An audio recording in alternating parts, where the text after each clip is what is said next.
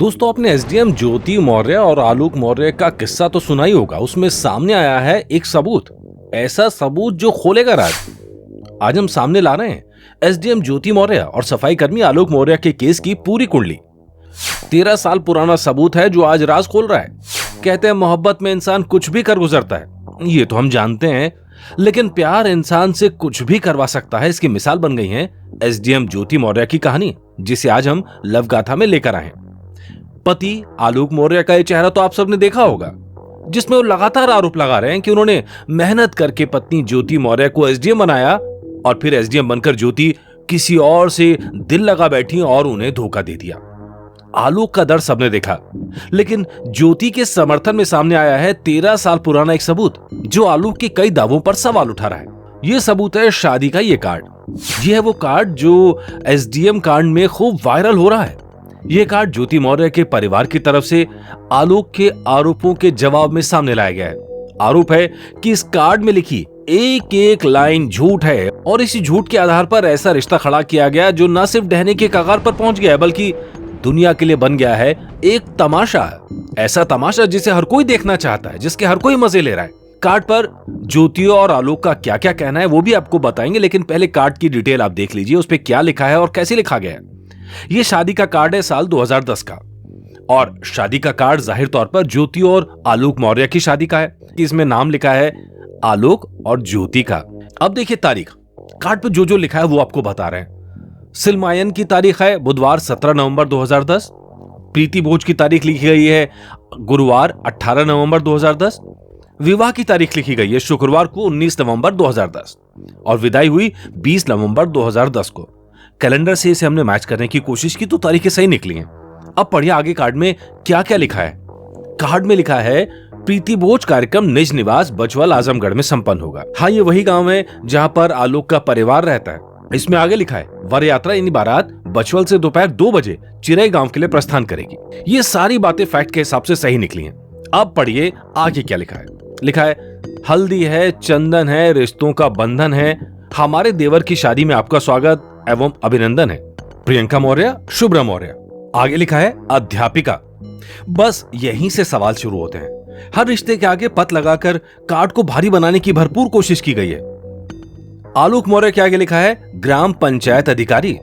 पिता राम मुरारी मौर्य के आगे लिखा है पूर्व अध्यापक माध्यमिक विद्यालय। इस कार्ड में भाई अशोक मौर्य को अध्यापक, विनोद मौर्य को पुलिस इंटेलिजेंस ब्यूरो, आनंद मौर्य को भारतीय वायुसेना बताया गया है। एक और नाम है श्री श्याम मुरारी, पुलिस वाराणसी। अब ये समझना मुश्किल नहीं कि भारतीय वायुसेना या फिर पुलिस वाराणसी अपने आप में कोई पद तो होता नहीं है। इस तरह के शब्दों का इस्तेमाल समाज में सम्मान पाने के लिए किया गया है। आरोप है कि इसमें लिखी हर बात झूठ है।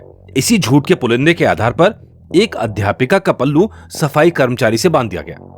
आरोप लगाया जा रहा है कि आलोक और उसके परिवार ने झूठ बोलकर शादी की। कार्ड में आलोक और उसके भाई को बड़े पदों पर बताया गया, जबकि वो सफाई कर्मचारी थे।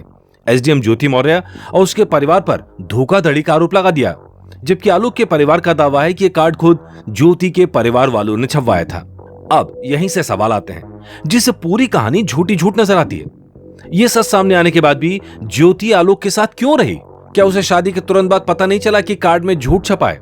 इतना ही नहीं, इस दौरान दोनों के 2 बच्चियां भी हुई।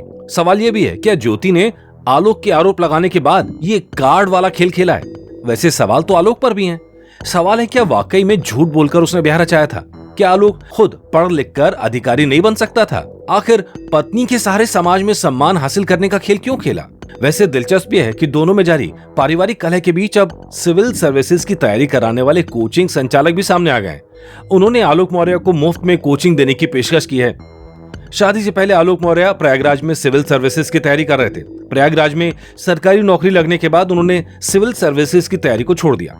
वहीं ज्योति का रुझान पढ़ाई और तैयारी की तरफ बना रहा, जिसे देखकर आलोक मौर्य ने पत्नी को तैयारी करने की छूट दे दी थी। लेकिन अब बात इतनी बिगड़ गई है कि कोर्ट तक पहुंच गई है। सवाल अपनी जगह पर सच तो यही है कि दोनों के बीच 2010 में समाज के सामने शादी हुई थी। 13 साल तक दोनों साथ भी थे, लेकिन फिर ज्योति और मनीष के अफेयर की बात सामने आई और फिर ज्योति ने तलाक का केस डाल दिया। बस इसी के बाद तमाम तरह के आरोप सामने आने लगे हैं और ज्योति और आलोक दुनिया के सामने तमाशा बन गए।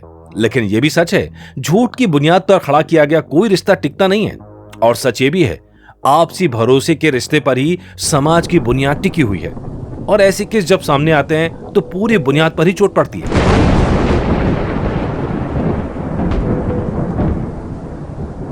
तो कैसी लगी स्टोरी? अगर अच्छी लगी स्टोरी तो तुरंत सब्सक्राइब कीजिए ताकि ऐसी और भी कहानियां आपको लगातार मिल सकें। और हाँ, कमेंट जरूर कीजिए ताकि हमें आपकी राय पता लग सके।